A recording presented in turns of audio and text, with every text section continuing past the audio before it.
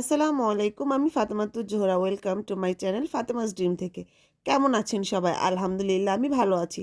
চলে আসলাম নতুন আরেকটি রেসিপি নিয়ে। আজকে আপনাদের সাথে শেয়ার করব কচুরলতির রেসিপি। তো দেখতেই পাচ্ছেন আমি ফ্রাই প্যানে বেশ খানিকটা তেল দিয়ে দিয়েছি। এখন এতে দিয়ে দিব পেঁয়াজ কুচি। তো আমি পেঁয়াজটা সুন্দর মতো ভেজে নেব। তো কে কে কচুরলতি পছন্দ করেন অবশ্যই আমাকে কমেন্টে জানাবেন। আর আমার রেসিপিগুলো আপনাদের কাছে কেমন লাগে সেটাও আমাকে জানাবেন।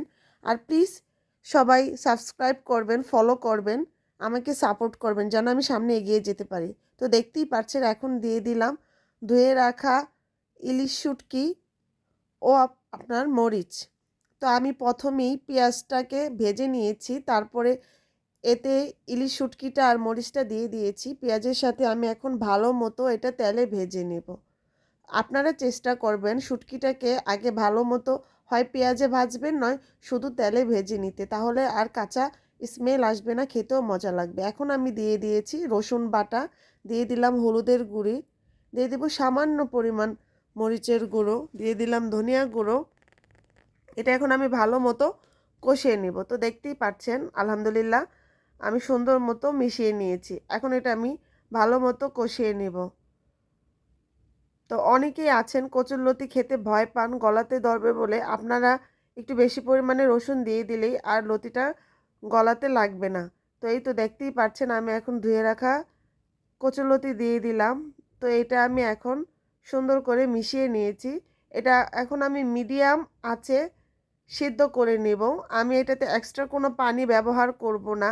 আমি লতিটাকে শুকনো শুকনোভাবে আস্তই রাখবো।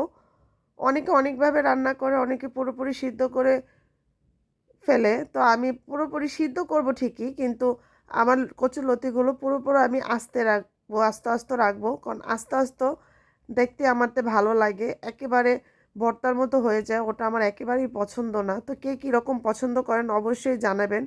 এ তো দেখতেই পাচ্ছেন আমি এটা সুন্দর মতো, এই যে দেখেন আলহামদুলিল্লাহ কচুরলতি থেকে কতটা পানি উঠেছে। তো এটা আমি এখন আস্তে আস্তে মিডিয়াম টু হাই হিটে সিদ্ধ করে নেব আলহামদুলিল্লাহ। তো কচুরলতিটা আমার অনেক পছন্দ, কার কার পছন্দ জানি না। তো আপনারা প্লিজ দয়া করে আমার পাশে থাকবেন, আমাকে সাপোর্ট করবেন, আর আমার চ্যানেলটাকে সাবস্ক্রাইব করবেন, আমাকে সামনে এগিয়ে নিয়ে যাবেন, সবার সাথে শেয়ার করবেন। আপনাদের যাদের যাদের ফ্রেন্ড আছে ফ্রেন্ডদের সাথে আমার চ্যানেলটাকে অবশ্যই শেয়ার করবেন, আমাকে সাপোর্ট করবেন। তো এই তো দেখতেই পাচ্ছেন। আর আপনারা কে কী রকম রেসিপি দেখতে চান অবশ্যই আমাকে কমেন্ট করবেন। আমি চেষ্টা করব আপনাদের সাথে সব ধরনের রেসিপি শেয়ার করতে। আর আমি যা যা জানি অবশ্যই সব টিপস আমি আপনাদেরকে দিয়ে দেব। তো এই তো দেখতেই পাচ্ছেন ফাইনালি আমার লতি রান্না করা হয়ে গেছে। তো কেমন হয়েছে সবাই জানাবেন আর আমার পাশে থাকবেন। Thanks for watching my video. আল্লাহ হাফেজ।